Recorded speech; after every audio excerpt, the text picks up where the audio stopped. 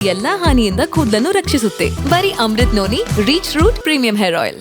Fatty liver ಅಂತ ಹೇಳಿದ್ರೆ ನಮ್ಮ ಲಿವರ್ ಸೆಲ್ಸ್ ಏನಿದೆಯೋ ಅದರಲ್ಲಿ ಫ್ಯಾಟ್ನ ಅಕ್ಯುಮುಲೇಷನ್ ಆಗುವಂಥದ್ದು. ಫ್ಯಾಟ್ನ ಸೆಲ್ಸ್ನ ಅಂದರೆ ಲಿವರ್ ಉತ್ತಾ ಹೋಗುತ್ತೆ, ಸ್ವಲ್ಪ ದೊಡ್ಡದಾಗುತ್ತೆ. ಸ್ಟಿಯೋಟೋಟಿಸ್ ಅಂತ ಬರುತ್ತೆ, ಸ್ಟಿಯೋಟೋಸಿಸ್ ಅಂತ. ಅದಾದಮೇಲೆ ಬರುವಂಥದ್ದು ಈ ಸಿರೋಸಿಸ್ ಅಂತ. ಈ ಸಿರೋಸಿಸ್ ಆದಮೇಲೆ ಹೋಗೋದು ಹೆಪಟೋಸೆಲ್ಯುಲರ್ ಕಾರ್ಸಿನೋಮಾ ಅಂತ ಹೇಳ್ಬಿಟ್ಟು. ಒಂದು ಲಿವರ್ ಟ್ರಾನ್ಸ್ಪ್ಲೇಟ್ ಮಾಡಬೇಕು ಅಂತ ಹೇಳಿದ್ರೆ ಕೋಟಿಗಟ್ಟಲೆ ಖರ್ಚಾಗುತ್ತೆ. It's A so costly procedure. So ಹಾಗಾಗ್ಬಿಟ್ಟು ಅದು ಅಲ್ಲಿ ತನಕ ಹೋಗೋ ತನಕ ಬಿಟ್ಕೊಳ್ಳೋಲ್ಲ ಯಾರು ಯೂಶಲಿ. ಹಾಗಾಗಿ 1ನೇ 2ನೇ ಗ್ರೇಡಿಗೆ ಆ್ಯಕ್ಚುಲಿ ತಲೆ ಕೆಡ್ಸ್ಕೊಳಕ್ಕೆ ಹೋಗಲ್ಲ. 1-2 ಗ್ರೇಡೆಲ್ಲ ಸ್ವಲ್ಪ ಡಯಟ್ ಮಾಡಿ ಅಂತ ಹೇಳ್ಬಿಟ್ಟು ಸುಮ್ಮನಾಗೋ ಚಾನ್ಸ್ ಇರುತ್ತೆ. ಆದರೆ ರಿಯಾಲಿಟಿ ಆಗಿರೋದಿಲ್ಲ. 60% of the fatty liver cases is NAFLD. 60-70% ಅಂದ್ಕೊಳ್ಳಿ, non alcoholic fatty liver disease ಅಂತ ಹೇಳ್ಬಿಟ್ಟು.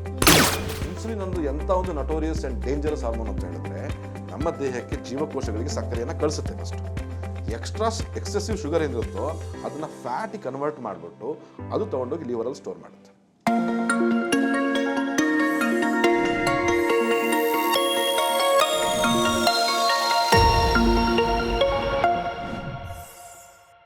ನಮಸ್ಕಾರ ವೀಕ್ಷಕರೇ, ವಿಸ್ತಾರ ಹೆಲ್ತ್ಗೆ ಸ್ವಾಗತ.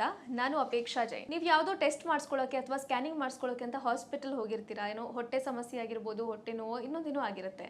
ಸ್ಕ್ಯಾನಿಂಗ್ ವೇಳೆ ಗ್ರೇಡ್ 1 ಅಥವಾ ಗ್ರೇಡ್ 2 ಫ್ಯಾಟಿ ಲಿವರ್ ಸಮಸ್ಯೆ ಇದೆ ಅಂತ ಗೊತ್ತಾಗುತ್ತೆ. ಆದರೆ ಸಾಕಷ್ಟು ಜನ ನೆಗ್ಲೆಕ್ಟ್ ಮಾಡ್ತಾರೆ.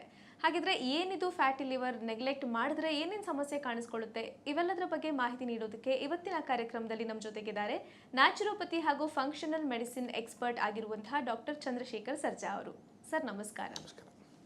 ನಾನು ಆಗಲೇ ಹೇಳಿದಾಗೆ ಫ್ಯಾಟಿ ಲಿವರ್ ಅನ್ನೋದು ಸಾಮಾನ್ಯವಾಗಿ ಸ್ಕ್ಯಾನಿಂಗ್ ಮಾಡಿಸೋಕೆ ಹೋದಾಗ ಕಂಡು ಬರುವಂಥದ್ದು. ಸೊ ಏನಿದು ಫ್ಯಾಟಿ ಲಿವರ್ ಅಂತ ಹೇಳಿದ್ರೆ ಯಾಕೆ ಎಲ್ಲರಲ್ಲೂ ಕಾಮನ್ ಆಗಿ ಕಾಣಿಸ್ಕೊಳ್ತಿದೆ ಅಂತ? ಫ್ಯಾಟಿ ಲಿವರ್ ಅಂತ ಹೇಳಿದ್ರೆ ನಮ್ಮ ಲಿವರ್ ಸೆಲ್ಸ್ ಏನಿದೆಯೋ ಅದರಲ್ಲಿ ಫ್ಯಾಟ್ನ ಅಕ್ಯುಮುಲೇಷನ್ ಆಗುವಂಥದ್ದು. ಫ್ಯಾಟ್ನ ಸೆಲ್ಸ್ನ ಅಂದರೆ ಲಿವರ್ ಉತ್ತಾ ಹೋಗುತ್ತೆ, ಸ್ವಲ್ಪ ದೊಡ್ಡದಾಗುತ್ತೆ. ತುಂಬ ಜಾಸ್ತಿ ಆಯಿತು ಅಂತ ಹೇಳಿದ್ರೆ ಹೆಪಟೋಮಗರಿ ಅಂತ ಹೇಳ್ತೀವಿ. ಲಿವರ್ ನಮ್ಮ ದೇಹದಲ್ಲಿ ನಮ್ಮದು ಒಂದು ಲಾರ್ಜೆಸ್ಟ್ ಒಂದು ಆರ್ಗನ್ನು, ಡಿಟಾಕ್ಸಿಫೈ ಮಾಡುವಂಥ ಆರ್ಗನ್ನು. ನಾವು ಏನೇ ಆಹಾರ ತಿನ್ನಲಿ, ಏನೇ ಮೆಡಿಸಿನ್ಸ್ ತೊಗೊಳ್ಳಿ, ಏನೇ ಒಂದು ಮಾಡಲಿ, ಎಲ್ಲದೂ ಲಿವರ್ ಮುಖಾಂತರನೇ ಹಾದ್ಬಿಟ್ಟು ಅದು ಕ್ಲೀನಾಗಿ ಡಿಟಾಕ್ಸ್ ಆಗಿ ಹೋಗುವಂಥದ್ದು. ಸೊ ಇದು ಕ್ಲೀನ್ ಮಾಡ್ತಾ ಲಿವರ್ ಡ್ಯಾಮೇಜ್ ಆಗೋಕ್ಕೆ ಶುರು ಆಗುತ್ತೆ, ಫ್ಯಾಟಿ ಇನ್ಫಿಲ್ಟ್ರೇಷನ್ ಆಗಿ ಶುರು ಆಗುತ್ತೆ. ಸೊ ಇದಕ್ಕೆ ನಾವು ಫ್ಯಾಟಿ ಲಿವರ್ ಅಂತ ಹೇಳ್ತೀವಿ. ಗ್ರೇಡ್ 1 ಗ್ರೇಡ್ 2 ಬರೋತನಕ ನಾರ್ಮಲಿ ಯಾರೂ ತಲೆ ಕೆಡ್ಸ್ಕೊಳಕ್ಕೆ ಹೋಗಲ್ಲ ಆ್ಯಕ್ಚುಲಿ. ಬಿಕಾಸ್ ಯಾಕಂದರೆ ಅದು ಫ್ಯಾಟಿ ಲಿವರಿಂದ ಸಮಸ್ಯೆ ಆಗಬೇಕು ಅಂದರೆ ಅದು ಗ್ರೇಡ್ 6ಗೆ ಹೋಗಬೇಕು. ಗ್ರೇಡ್ 1 ಗ್ರೇಡ್ 2 ಗ್ರೇಡ್ 3 ಅದಾದಮೇಲೆ ಈ ಸ್ಟಿಯೋಟೋಟಿಸ್ ಅಂತ ಬರುತ್ತೆ, ಸ್ಟಿಯೋಟೋಸಿಸ್ ಅಂತ. ಅದಾದಮೇಲೆ ಬರುವಂಥದ್ದು ಈ ಸಿರೋಸಿಸ್ ಅಂತ. ಈ ಸಿರೋಸಿಸ್ ಆದಮೇಲೆ ಹೋಗೋದು ಹೆಪಟೋಸೆಲ್ಯುಲರ್ ಕಾರ್ಸಿನೋಮಾ ಅಂತ ಹೇಳ್ಬಿಟ್ಟು. ಅದೆಲ್ಲ irreversible stage. Like 5th grade ತನಕ ರಿವರ್ಸಿಬಲ್ ಇರುತ್ತೆ. ಈ 4 ಗ್ರೇಡ್ ಆಗಿ 5ನೇ ಗ್ರೇಡ್ ತಲುಪಿಬಿಡ್ತು ಅಂತ ಹೇಳಿದ್ರೆ ಅಲ್ಲಿಂದ ಅದು ರಿವರ್ಸ್ ಮಾಡೋಕ್ಕೆ ತುಂಬ ಕಷ್ಟ. ಒಂದು ಲಿವರ್ ಟ್ರಾನ್ಸ್ಪ್ಲೇಟ್ ಮಾಡಬೇಕು ಅಂತ ಹೇಳಿದ್ರೆ ಕೋಟಿಗಟ್ಟಲೆ ಖರ್ಚಾಗುತ್ತೆ. It's A so costly procedure. So ಹಾಗಾಗ್ಬಿಟ್ಟು ಅದು ಅಲ್ಲಿ ತನಕ ಹೋಗೋ ತನಕ ಬಿಟ್ಕೊಳ್ಳೋಲ್ಲ ಯಾರು ಯೂಶಲಿ. ಹಾಗಾಗಿ 1ನೇ 2ನೇ ಗ್ರೇಡಿಗೆ ಆ್ಯಕ್ಚುಲಿ ತಲೆ ಕೆಡ್ಸ್ಕೊಳಕ್ಕೆ ಹೋಗಲ್ಲ. 1-2 ಗ್ರೇಡೆಲ್ಲ ಸ್ವಲ್ಪ ಡಯಟ್ ಮಾಡಿ ಅಂತ ಹೇಳ್ಬಿಟ್ಟು ಸುಮ್ಮನಾಗೋ ಚಾನ್ಸ್ ಇರುತ್ತೆ. ಆದರೆ ರಿಯಾಲಿಟಿ ಆಗಿರೋದಿಲ್ಲ. Okay sir, usually alcohol consumption ಮಾಡೋರು ಅಥವಾ ಜಾಸ್ತಿ ಫ್ಯಾಟ್ ಕಂಟೆಂಟ್ ಇರುವಂಥ ಫುಡ್ನ ತಗೊಳ್ಳುವಂಥವ್ರಿಗೆ ಫ್ಯಾಟಿ ಲಿವರ್ ಬರುತ್ತೆ ಅಂತ ಮೊದಲು ಹೇಳಲಾಗ್ತಿತ್ತು. ಬಟ್ ಇತ್ತೀಚೆಗೆ ಏನು ಏನು ಹ್ಯಾಬಿಟ್ಸ್ ಇಲ್ಲದೆ ಹೆಲ್ದಿ ಲೈಫ್ ಲೀಡ್ ಮಾಡ್ತಿರೋರಲ್ಲೂ ಕೂಡ ಕಾಣಿಸ್ಕೊಳ್ತಿದೆ ಅಲ್ವಾ? ಯಾಕೆ ಆಲ್ಕೋಹಾಲಿಕ್ ಅಂತ ಹೇಳಿದ್ರೆ ಲೇಡೀಸ್ನಲ್ಲಿ ಯಾಕೆ ಜಾಸ್ತಿ ಬರಬೇಕು? ಹಂಗೆ ನೋಡೋಕೆ ಸೌತ್ ಇಂಡಿಯನ್ಸ್ ಲೇಡೀಸ್ನಲ್ಲಿ ಆಲ್ಕೋಹಾಲಿಕ್ಸ್ ಜಾಸ್ತಿ ಇದ್ದಾರೆ ಇಲ್ಲ, ಆದರೆ ಲೇಡೀಸ್ನಲ್ಲೇ ಜಾಸ್ತಿ ಬರ್ತಾ ಇದೆ fatty liver problem. Grade 1 grade 2 grade 3ವರೆಗೂ ಇದೆ ಆ್ಯಕ್ಚುಲಿ. ಒಬೆಸಿಟಿ ಅದು ಒಂದು ಮೆಟಬಾಲಿಕ್ ಸಿಂಡ್ರೋಮ್ ಅಂತ ಬೇಸಿಕಲಿ. ಇಲ್ಲ ಬೇಸಿಕಲಿ ಏನು ಅರ್ಥ ಮಾಡ್ತೀವಿ ಅಂದರೆ ಆಲ್ಕೋಹಾಲಿಕ್ ಫ್ಯಾಟಿ ಲಿವರ್ ಬೇರೆ, non alcoholic fatty liver disease ಬೇರೆ. ಇಂಡಿಯಾದಲ್ಲಿ 60% of the fatty liver cases is NAFLD. 60-70% ಅಂದ್ಕೊಳ್ಳಿ, non alcoholic fatty liver disease ಅಂತ ಹೇಳ್ಬಿಟ್ಟು. ನಮ್ಮ ಫಾಲ್ಟಿ ಲೈಫ್ ಸ್ಟೈಲ್ಸಿಂದ ಬರುವಂಥದ್ದು. ಆಲ್ಕೋಹಾಲ್ ತೊಗೊಳ್ಳೇಬೇಕು, ಫ್ಯಾಟ್ ಐಟಮ್ಸ್ ತಿನ್ನಲೇಬೇಕು ಅಂತ ಇಲ್ಲ, ಆದರೂ ಫ್ಯಾಟಿ ಲಿವರ್ ಬರ್ತಾ ಇದೆ. ಒಂದು ನಾನು ಎಕ್ಸಾಂಪಲ್ ಕೊಡ್ತೀನಿ. ಹಸುವಿನ ಹಾಲಲ್ಲಿ ನನ್ನ ಜೀವನದಲ್ಲಿ ನಾನು ಮಾತ್ರವಲ್ಲ, ನನ್ನ ಕೂದಲು ಕೂಡ ಆಗಿರ್ಬೇಕು ಸ್ಟ್ರಾಂಗ್ ಅಂಡ್ ಸ್ಟೈಲಿಶ್. ಬರೀ Amrit noni reach root premium hair oil ನೊಂದಿಗೆ. Reach root premium hair oil ಇರುತ್ತಾ ಚೆನ್ನಾಗಿ, ಅಂದರೆ ಫ್ಯಾಟ್ ಇರುತ್ತೆ. ಅದರಲ್ಲೇ ಬೊಣ್ಣೆ ಮಾಡ್ಬೋದು, ಮೊಸರು ಮಾಡ್ಬೋದು, ತುಪ್ಪ ಮಾಡ್ಬೋದು, ಎಲ್ಲ ಮಾಡ್ಬೋದು. ಆದರೆ ಹಸು ಏನಾದ್ರು ಕೊಬ್ಬಿನಂಶ ತಿನ್ನುತ್ತಾ? ಇಲ್ಲ. ಅದು ತಿನ್ನೋದು ಬರೀ ಗ್ರಾಸ್, ಕಾರ್ಬೋಹೈಡ್ರೇಟ್ಸ್ ಓನ್ಲಿ. ಈಗ ತಿನ್ನೋಂಥ ಕಾರ್ಬೋಹೈಡ್ರೇಟ್ಸಿಂದ ಅದು ನಮ್ಮ ಕಾರ್ಬೋಹೈಡ್ರೇಟ್ಸ್ ಲಿವರಿಗೆ ಹೋಗಿ ಅದು ಫ್ಯಾಟಿಗೆ ಕನ್ವರ್ಟ್ ಆಗಿ ಕೊಲೆಸ್ಟ್ರಾಲಿಗೆ ಕನ್ವರ್ಟ್ ಆಗಿ ಅದು ಹಾಲಿನ ಮುಖಾಂತರ ಹೊರಡೆ ಬರಬೇಕಲ್ವಾ? Same thing is happening in fatty liver. ನಾವು ತಿನ್ನುವಂಥ ಸಕ್ಕರೆ ಅಂಶ ನಮ್ಮ ಲಿವರಿಗೆ ಹೋಗಿ ಅದು ಫ್ಯಾಟಾಗಿ ಕನ್ವರ್ಟ್ ಆಗಿ ಸ್ಟೋರ್ ಆಗೋಂಥದ್ದು. ಇದಕ್ಕೆ ಒಂದು ಮುಖ್ಯ ಕಾರಣ ಅಂದರೆ ಇನ್ಸುಲಿನ್ ಸರ್ಜ್. ಇನ್ಸುಲಿನ್ ಒಂದು ಎಂಥ ಒಂದು ನಟೋರಿಯಸ್ ಆ್ಯಂಡ್ ಡೇಂಜರಸ್ ಹಾರ್ಮೋನ್ ಅಂತ ಹೇಳಿದ್ರೆ ನಮ್ಮ ದೇಹಕ್ಕೆ ಜೀವಕೋಶಗಳಿಗೆ ಸಕ್ಕರೆಯನ್ನು ಕಳಿಸುತ್ತೆ. ಫಸ್ಟು ಎಕ್ಸೆಸಿವ್ ಶುಗರ್ ಏನಿರುತ್ತೋ ಅದನ್ನು ಫ್ಯಾಟಿಗೆ ಕನ್ವರ್ಟ್ ಮಾಡಿಬಿಟ್ಟು ಅದು ತೊಗೊಂಡೋಗಿ ಲಿವರಲ್ಲಿ ಸ್ಟೋರ್ ಮಾಡುತ್ತೆ. ಗ್ಲೈಕೋಜನ್ ಫಾರ್ಮಲ್ ಆಗಿರುತ್ತೆ, ಅದು ಎಕ್ಸೆಸಿವ್ ಸರ್ಪ್ಲಸ್ ಆಗಿದ್ದಾಗ ಫ್ಯಾಟಿ ಕನ್ವರ್ಟ್ ಮಾಡಿ ಲಿವರಿಗೆ ಸ್ಟೋರ್ ಮಾಡುತ್ತೆ. ಈ ಕೆಲಸ ಮಾಡೋದೇ ಇನ್ಸುಲಿನ್, ಅದಕ್ಕೆ ನಾವು ಫ್ಯಾಟಿ ಲಿವರ್ ಅಂತ ಹೇಳ್ತೀವಿ. ಅದು ಜಾಸ್ತಿ ಆಗ್ತಾ ಹೋದಾಗ ಅದು ಇದಾಗ್ತಾ ಹೋಗುತ್ತೆ. ಸೊ ಇದಕ್ಕೆ ಮುಖ್ಯ ಕಾರಣನೇ ಈ ನಾನ್ ಆಲ್ಕೋಹಾಲಿಕ್ ಫ್ಯಾಟಿ ಲಿವರ್ ಡಿಸೀಸಿಗೆ ಈ ಅತಿಯಾಗಿ ನಾವು ಪದೇ ಫೀಡ್ ಮಾಡುವಂಥದ್ದು, ಕಾರ್ಬ್ಸಿಂದ ಫೀಡ್ ಮಾಡುವಂಥದ್ದು. ನಮ್ಮ ಕ್ಯಾಲರೀಸ್ನ ನಾವು ಜಾಸ್ತಿ ಕಾರ್ಬ್ಸಿಂದ ತಗೊಳ್ತಾ ಇದ್ದೀವಿ.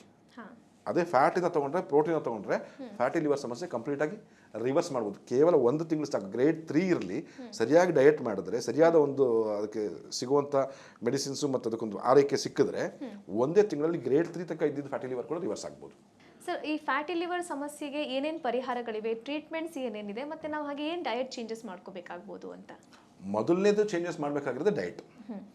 ನಮ್ಮ ಒಂದು ಪ್ಲೇಟ್ನಲ್ಲಿ 50% ಮಾತ್ರ ಕಾರ್ಬೋಹೈಡ್ರೇಟ್ಸ್ ಯಾವ್ದ್ರಲ್ಲಿ ಜಾಸ್ತಿ ಇರುತ್ತೆ, ಅಕ್ಕಿ, ರಾಗಿ, ಗೋಧಿ, ಜೋಳ ಇಂಥವೆಲ್ಲದರಲ್ಲೂ ಈ ಧಾನ್ಯಗಳಲ್ಲಿ ಜಾಸ್ತಿ ಇರುತ್ತೆ, ಈ ಶುಗರಿ ಐಟಮ್ಸ್ ಜಾಸ್ತಿ ಇರುತ್ತೆ. ಸೊ ಇದನ್ನು ಕೇವಲ 50% ಬಿಟ್ಟು ಅಂತ ನಾನು ಯಾವುದೇ ಕಾರಣಕ್ಕೂ ಹೇಳ್ತಾ ಇಲ್ಲ. ಬೇಕಾದ್ರೆ 2 ಥರ ಇದೆ. ಗ್ರೇಡ್ 2, ಗ್ರೇಡ್ 3 ಇದ್ದರೆ ಫಸ್ಟ್ ಸ್ಟಾರ್ಟಿಂಗಲ್ಲಿ ಬೇಕಾದ್ರೆ 1 ಮಂತ್ ಕಂಪ್ಲೀಟ್ ರಿವರ್ಸಲ್ ಡಯಟ್ ಮಾಡಿಬಿಟ್ಟು ಆಮೇಲೆ 1 ಮೇಂಟೆನೆನ್ಸ್ ಡಯಟ್ ಮಾಡ್ತಾ ಹೋದ್ರೆ ಆಗುತ್ತೆ. ರಿವರ್ಸಲ್ ಡಯಟ್ ಹೇಗೆ ಅಂದರೆ ಸ್ವಲ್ಪ ಕಷ್ಟ, ಆದರೆ ತುಂಬ ಪ್ರಾಬ್ಲಮ್ ಇದ್ದವರು, ಈ ಮೆಟಬಾಲಿಕ್ ಸಿಂಡ್ರೋಮ್ ಸ್ಟಾರ್ಟ್ ಆಗಿಬಿಟ್ಟಿದೆ ಅಂದವರು ಇದನ್ನು ಮಾಡ್ಬೋದು. ಸೊ ವೆರಿ ಸಿಂಪಲ್ ಥಿಂಗ್ ಅಂತ ಹೇಳಿದ್ರೆ ಕಂಪ್ಲೀಟ್ಲಿ ಗ್ರೇನ್ಲೆಸ್ ಡಯಟ್. ಗ್ರೇನ್ಲೆಸ್ ಡಯಟ್ ಅಂತ ಕೆಲವರು ಹೆದರ್ತಾರೆ. ಆ್ಯಕ್ಚುಲಿ ಹೆಂಗೆ ಸರ್ ಸಾಧ್ಯ, ನಾ ಅಕ್ಕಿ, ರಾಗಿ, ಗೋಧಿ, ಜೋಳ ತಿಂದಲೇ ಇರೋಕ್ಕೆ ಯಾಕೆ ಸಾಧ್ಯ, 3 ಹೊತ್ತು ತಿಂದಿರಕ್ಕೆ ಹೆಂಗೆ ಸಾಧ್ಯ ಅಂತ. ಆದರೆ ತುಂಬ ಅನುಭವಿಸ್ತಾ ಇರ್ತಾರೆ ಕೆಲವರಿಗೆ. ಕೆಲವರು ನೋಡಿ, ಆ್ಯಕ್ಚುಲಿ ಲೇಡೀಸ್ ಕೆಲವರು ಇದ್ದಾರೆ, ಆ್ಯಕ್ಚುಲಿ ಯೂಟ್ರೈನ್ ಫೈಬ್ರಾಯ್ಡ್ಸ್ ಇರುತ್ತೆ, ಪೀರಿಯಡ್ಸ್ ರೆಗ್ಯುಲರ್ ಆಗಿರುತ್ತೆ, ಥೈರಾಯ್ಡ್ ಸಮಸ್ಯೆಯಿಂದ ಬೆಳ್ತಾ ಇರ್ತಾರೆ, ಈ ಬಂಜೆತನೂ ಇರುತ್ತೆ ಅವರಿಗೆ, ತುಂಬ ಎದ್ದ ತಕ್ಷಣ ತುಂಬ ಗಿಡ್ಡಿ ಫೀಲಿಂಗು, ಈ ಥರ ಎಲ್ಲ ಇರುತ್ತೆ. ಆ್ಯಕ್ಚುಲಿ ನನ್ನೊಂದು ಎಕ್ಸ್ಪೀರಿಯನ್ಸ್, ನನ್ನ ಒಂದು ಪೇಷಂಟ್ ನಾನು ಹೇಳ್ತಾ ಇರೋದು. ಆ್ಯಕ್ಚುಲಿ ಇಷ್ಟೊಂದೆಲ್ಲ ಪ್ರಾಬ್ಲಮ್ಸ್ ಇತ್ತು ಒಂದು ಲೇಡಿಗೆ, ಆ್ಯಕ್ಚುಲಿ ಗ್ಯಾಸ್ಟ್ರೈಟಿಸ್ ಇಶ್ಯೂಸ್ ಇತ್ತು. ಕೇವಲ 1 ತಿಂಗಳು ನೀವು ಸ್ವಲ್ಪ ಡಿಟರ್ಮಿಂಡ್ ಆಗಿ ಮಾಡಿ, ನಿಮಗಿರೋ ಪ್ರಾಬ್ಲಮ್ ಈ ಫ್ಯಾಟಿ ಲಿವರಿಂದಾನೆ 1 ಮಂತ್ ಎಲ್ಲ ಗ್ರೇನ್ ಬಿಟ್ಬಿಡಿ ಅಂತ ಹೇಳಿದಾಗ ಆ್ಯಕ್ಚುಲಿ ಅವರು ಕಂಪ್ಲೀಟಾಗಿ ಸ್ಟಾಪ್ ಮಾಡಿದ್ರು. ಅವರಲ್ಲಿ ಇದ್ದಿದ್ದು ಎಲ್ಲ ಪ್ರಾಬ್ಲಮ್ ಕೂಡ 1 ಮಂತಲ್ಲಿ ವಿದಿನ್ 1-2 ವೀಕ್ಸಲ್ಲಿ ಅವ್ರು ಮ್ಯಾಕ್ಸಿಮಮ್ ಚೇಂಜಸ್ ಕಾಣಿಸ್ತು. ಅವ್ರು ಫೋನ್ ಮಾಡಿ ಬರೀ 15 ದಿನ ಹೇಳಿದ್ರು, I am feeling much better, 70 to 80% ನನ್ನ ಎಲ್ಲ ಸಿಂಪ್ಟಮ್ಸು ಕಡಿಮೆ ಆಯಿತು ಅಂತ ಹೇಳ್ಬಿಟ್ಟು. ತುಂಬ ಅನುಭವಿಸ್ತಾ ಇದ್ರೆ ಕಷ್ಟ ಏನೂ ಇಲ್ಲ, ಯಾರು ಬೇಕಾದ್ರೆ ಮಾಡ್ಬೋದು. ಲೋ ಕಾರ್ಬ್ ಡಯಟ್ ಇಂದ ಕೂಡ ಸಾಕಷ್ಟು ಸಮಸ್ಯೆಗಳು ಕಾಣಿಸ್ಕೊಡುತ್ತೆ ಅಂಡ್ ಎನರ್ಜಿ ಡೌನ್ ಆಗುತ್ತೆ ಅಂತ ಹೇಳ್ತಾರೆ ಅಲ್ವಾ? ನೋಡಿ, ಎನರ್ಜಿ ಎಲ್ಲದರಲ್ಲೂ ಇರುತ್ತೆ. ಈಗ ನೋಡಿ, ಕಾರ್ಬೋಹೈಡ್ರೇಟ್ಸ್ 1 ಗ್ರಾಮಲ್ಲಿ 4 ಕ್ಯಾಲರೀಸ್ ಇರುತ್ತೆ. ಸೇಮ್ ಪ್ರೋಟೀನಲ್ಲೂ ಕೂಡ 4 ಕ್ಯಾಲರೀಸ್ ಇರುತ್ತೆ. ಫ್ಯಾಟ್ನಲ್ಲಿ 8ರಿಂದ 9 ಕ್ಯಾಲರೀಸ್ ಇರುತ್ತೆ. ಆಯ್ತಾ? ನಾನು ಹೇಳ್ತಿದ್ದು ಕ್ಯಾಲರೀಸ್ ತಗೊಳ್ಳಿ, ಆದರೆ ಯಾವುದರಿಂದ ಬರ್ತಾ ಇದೆ ಕ್ಯಾಲರೀಸ್, ಅದು ಮಾತ್ರ ಮುಖ್ಯ. ಕಾರ್ಬೋಹೈಡ್ರೇಟ್ಸ್ ಇಂದ ಬಂದಾಗ ಇನ್ಸುಲಿನ್ ಸರ್ಚ್ ಆಗುತ್ತೆ, ಅದು ಕನ್ವರ್ಟ್ ಆಗಿದೆ. ಡಯಾಬಿಟಿಸ್ ಆಗೋದು ಇದೇ ಒಂದು ಮೆಟಬಾಲಿಕ್ ಸಿಂಡ್ರೋಮ್ ಇಂದ. Diabetes is also complication of fatty liver only. So ಈ ಕಾರ್ಬೋಹೈಡ್ರೇಟ್ಸ್ ತಗೊಳ್ಳಿ, ಅಂದರೆ ನೀವು ಎಷ್ಟು ಅಕ್ಕಿನೋ, ಅನ್ನನೋ, ಚಪಾತಿನೋ, ರಾಗಿನೋ, ಜೋಳನೋ ಏನು ತಗೊಳ್ತೀರೋ ಅಷ್ಟೇ ಈಕ್ವಲ್ ಪ್ರಮಾಣದಲ್ಲಿ ನೀವು ತರಕಾರಿಗಳನ್ನ ತಗೊಳ್ಳಿ, ಸ್ವಲ್ಪ ಮೊಸರು ತಗೊಳ್ಳಿ, ಸ್ವಲ್ಪ ಬೆಣ್ಣೆ ತುಪ್ಪ ಯೂಸ್ ಮಾಡಿ, ಏನೂ ತಪ್ಪಿಲ್ಲ. ನಾನು ಹೇಳ್ದಂಗೆ ಈಗ ಹಸು ಏನು ಬೆಣ್ಣೆ ತುಪ್ಪ ತಿನ್ನಲ್ಲ ತಾನೇ, ಅದಕ್ಕಿದೆ, ಎಲ್ಲದರಲ್ಲೂ ಫ್ಯಾಟ್ ಪ್ರೊಡ್ಯೂಸ್ ಆಗುತ್ತೆ. ಅದೇ ರೀತಿ ನಮ್ಮ ಬಾಡಿನಲ್ಲೂ ಕೂಡ ನಮ್ಮ ಬಾಡಿ ನಮಗೆ ಬೇಕಾಗಿರೋ ಫ್ಯಾಟ್ನ ಅದೇ ಪ್ರೊಡ್ಯೂಸ್ ಮಾಡ್ಕೊಳ್ಳುತ್ತೆ ನಮ್ಮ ಶುಗರಿಂದಾಗಿ. ಈ ಶುಗರ್ ಜಾಸ್ತಿ ತಗೊಳ್ಳೋದ್ರಿಂದ ಓವರಾಗಿ ಪ್ರೊಡ್ಯೂಸ್ ಮಾಡ್ತಾ ಇದೆ ಅಷ್ಟೇ. ಸೊ ಇದನ್ನು ಸ್ವಲ್ಪ ಗ್ರೇನ್ಸ್ನ ಕಡಿಮೆ ಮಾಡಿ ಅಂತ ಹೇಳ್ತಾ ಇದೀವಿ ಅಷ್ಟೇ. ಇದು ಮೇಂಟೆನೆನ್ಸ್ ಡಯಟ್ ಅಂತ, ಅಂದರೆ ಮೇಂಟೈನ್ ಮಾಡ್ಕೊಂಡು ಹೋಗ್ಬೇಕು ಈ ಡಯಟ್ನ. ಅದು ಮಾಡ್ತಾ ಹೋದಾಗ ಹಂತವಾಗಿ ಲಿವರ್ನ ಸೈಜ್ ಕ್ಷೀಣಿಸ್ತಾ ಬರುತ್ತೆ, ಫ್ಯಾಟ್ ಇರೋದೆಲ್ಲ ಕರಗಿಬಿಟ್ಟು ಹೊರಡೆ ಹೋಗ್ತಾ ಹೋಗುತ್ತೆ. It takes hardly 1 or 2 months ಅಷ್ಟೇ. ಸರಿಯಾದ ಡಯಟ್ ಮಾಡಿದ್ರೆ 1-2 months. ಜೊತೆಗೆ ಕೆಲವು ಹರ್ಬ್ಸ್ ಇದೆ ಆ್ಯಕ್ಚುಲಿ. ಅದು ಹರ್ಬ್ಸ್ನ ಈಗ ಕಾಲಮೇಘ ಅಂತ ಇದೆ, ಈಗ ಭೂಮಿ ಆಮ್ಲಕ್ಕಿ ಅಂತ, ನೆಲನಲ್ಲಿ ಅಂತ ಹೇಳ್ತೀವಲ್ಲ, ಭೂಮಿ ಆಮ್ಲಕ್ಕಿ, ಅದು ಕೂಡ ಒಂದು ಲಿವರ್ ಡಿಟಾಕ್ಸಿಫೈಯಿಂಗ್ ಏಜೆಂಟ್ ಅದು ಆ್ಯಕ್ಚುಲಿ.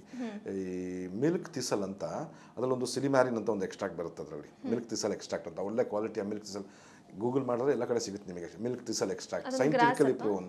ಮಿಲ್ಕ್ ತಿಸಲ್ ಅಂತ ಹೇಳಿದ್ರೆ ಒಂದು ಹರ್ಬು, ಅದರದ್ದು ಎಕ್ಸ್ಟ್ರಾಕ್ಟ್ ತೆಗೆದಿರ್ತಾರೆ. ಬರ್ಬರೈನ್ ಅಂತ ಒಂದು ಅದರದ್ದು, ಸಿಲಿಮ್ಯಾರಿನ್ ಅಂತ ಒಂದು ಅದ್ರದ್ದು ಎಕ್ಸ್ಟ್ರಾಕ್ಟ್. ಸೊ ಅದನ್ನ ತಗೊಳ್ಳೋದ್ರಿಂದ ಲಿವರ್ ಬೇಗ ಕ್ಲೀನ್ ಆಗುತ್ತೆ, ಡಿಟಾಕ್ಸಿಫೈ ಆಗುತ್ತೆ. ಸೊ ಈ ಥರ ಸುಮಾರು ಇದೆ ಆ್ಯಕ್ಚುಲಿ. ಲೈಕ್ ಡಯಟ್ನಲ್ಲೇ ಸರಿ ಮಾಡುವಂಥದ್ದು, ಈ ದೇವದರ್ವ ಇರ್ಬೋದು, ಪುನರ್ನವ ಇರ್ಬೋದು, ಈ ಥರ ಎಲ್ಲ ಸುಮಾರು ಆಯುರ್ವೇದಿಕ್ ಹರ್ಬ್ಸಲ್ಲೂ ಕೂಡ ತುಂಬ ಟೆಕ್ಸ್ಟ್ಗಳಲ್ಲಿ ಇದ್ದಾರೆ ಲಿವರ್ ಕ್ಲೀನ್ ಮಾಡಲಿಕ್ಕೆ ಅಂತ. ಒಂದ ಲಿವರಿಗೆ ರೆಸ್ಟ್ ಕೊಡಬೇಕು ಮತ್ತು ಕ್ಲೀನ್ ಮಾಡುವಂಥ ಕೆಲವು ಹರ್ಬ್ಸ್ ತಗೋಬೇಕು. ಒಳ್ಳೆ ಒಂದು ಎಕ್ಸಸೈಸ್ ರೂಟೀನ್ ಇರಬೇಕು ಆ್ಯಕ್ಚುಲಿ. ಒಂದು ಹಾಫ್ ಆನ್ ಅವರ್ ಆದರೂ ಅಟ್ಲೀಸ್ಟ್ ಏನಾದ್ರು ಒಂದು ಫಿಸಿಕಲ್ ಆಕ್ಟಿವಿಟಿ ಮಾಡಬೇಕು. ಲಿವರಲ್ಲಿ ಜಾಸ್ತಿ ಫ್ಯಾಟ್ ಸ್ಟೋರೇಜ್ ಆಗಿಲ್ಲ. ನಾವು ಎಕ್ಸೆಸಿವ್ ಕ್ಯಾಲರೀಸ್ ನಾವು ತಗೊಳ್ತೀವಿ ನಮ್ಮ ಬಾಡಿಗೆ ಅಂತ ಹೇಳಿದ್ರೆ ಅದನ್ನು ಬರ್ನ್ ಮಾಡೋದ್ರ ಕಡೆ ನಾವು ಗಮನ ಹರಿಸಬೇಕು. ಹಾಗಾಗಿ 100% ಈ ಫ್ಯಾಟಿ ಲಿವರ್ ಕಂಪ್ಲೀಟಾಗಿ ರಿವರ್ಸ್ ಆಗುತ್ತೆ, ಕಾಂಪ್ಲಿಕೇಶನ್ಸ್ಗೂ ಹೋಗಲ್ಲ ನಾವು. ಓಕೆ ಸರ್, ಫ್ಯಾಟಿ ಲಿವರ್ ಯಾವ ರೀತಿ ನಾವು ರಿವರ್ಸ್ ಮಾಡ್ಕೋಬಹುದು ಅನ್ನೋದ್ರ ಬಗ್ಗೆ ಸಾಕಷ್ಟು ಮಾಹಿತಿಯನ್ನು ತಿಳಿಸಿಕೊಟ್ರಿ ಸರ್, ಧನ್ಯವಾದ. ಅನುಕ್ಷಣದ ಸುದ್ದಿಗಳಿಗಾಗಿ ವಿಸ್ತಾರ ನ್ಯೂಸ್ ಯೂಟ್ಯೂಬ್ ಚಾನೆಲ್ ಸಬ್ಸ್ಕ್ರೈಬ್ ಮಾಡಿ. ಹೊಸ ಸುದ್ದಿಗಳ ನೋಟಿಫಿಕೇಶನ್ಗಾಗಿ ಬೆಲ್ ಐಕಾನ್ ಕ್ಲಿಕ್ ಮಾಡಿ. ಲೇಟೆಸ್ಟ್ ಅಪ್ಡೇಟ್ಸ್ಗಾಗಿ www.vistaranews.com ವೆಬ್ಸೈಟ್ಗೆ ವಿಸಿಟ್ ಮಾಡಿ. ಅಂಗೈಯಲ್ಲೇ ಜಗತ್ತಿನ ಸುದ್ದಿ ತಿಳಿಯಲು ವಿಸ್ತಾರ ನ್ಯೂಸ್ ಕನ್ನಡ ಆಪ್ ಡೌನ್ಲೋಡ್ ಮಾಡಿ.